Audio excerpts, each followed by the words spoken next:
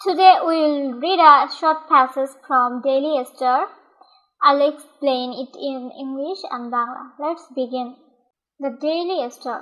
Topic: Monsoon sets in. Light to moderate rain likely across parts of the country. এই জায়গায় আমরা দেখতে পাচ্ছি যে monsoon sets in. Monsoon sets in বলতে যেটা বোঝানো হয়েছে, সেটস ইন হচ্ছে শুরু হয়েছে। লাইট টু মডারেট, মডারেট হচ্ছে মাঝারি। লাইট টু মডারেট রেইন, তার মানে এই জায়গা হচ্ছে হালকা থেকে মাঝারি বৃষ্টি।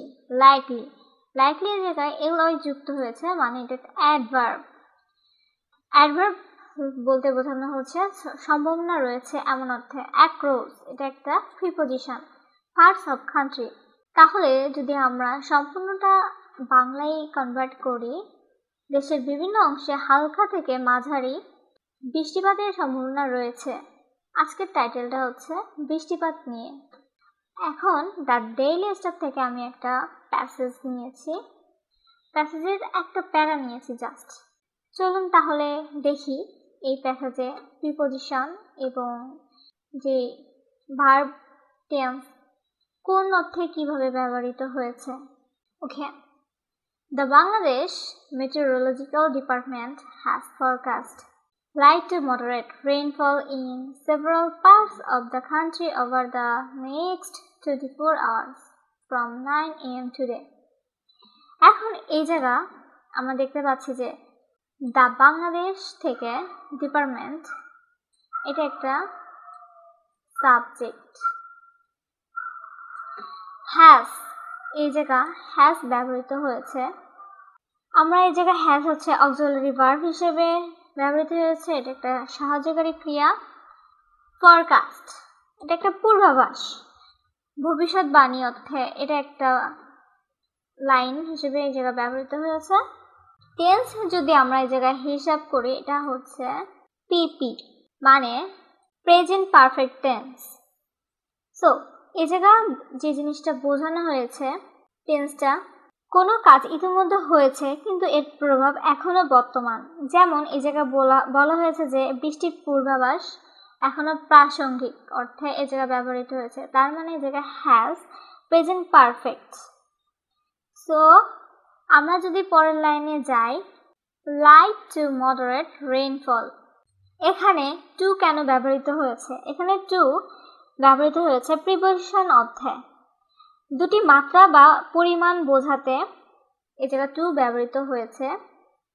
টু অর্থ থেকে। লাইট টু মডারেট রেইন, হালকা থেকে মাঝারি বৃষ্টিপাত অর্থে এই জায়গা টু ব্যবহৃত হয়েছে।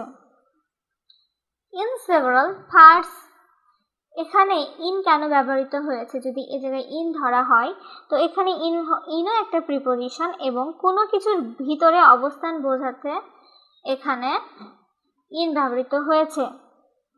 In several parts of the country, দেশের বিভিন্ন অংশে বোঝাতে এ জায়গা ইন ব্যবহৃত হয়েছে। এখন দেখি এ জায়গা ওভার কোন অর্থে ব্যবহৃত হয়েছে। এখানে ওভার ব্যবহৃত হয়েছে, এটাও একটা প্রিপোজিশন।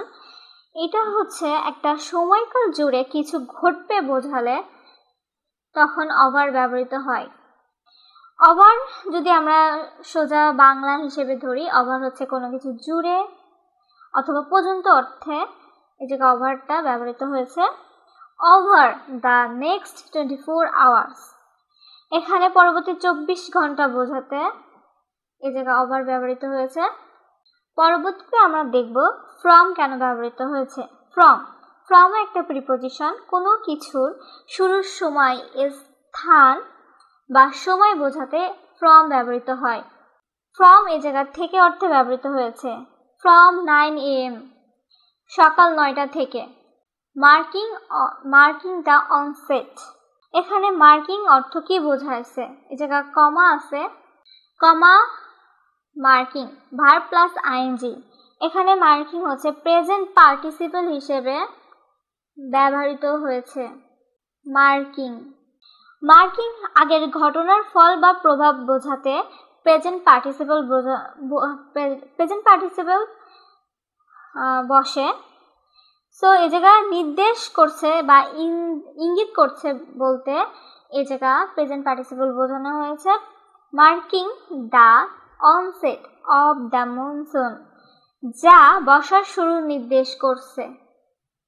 এখানে বর্ষার শুরু নির্দেশ করতে marking the onset of the monsoon season, এই অর্থে এই লেখাটা ব্যবহৃত হয়েছে।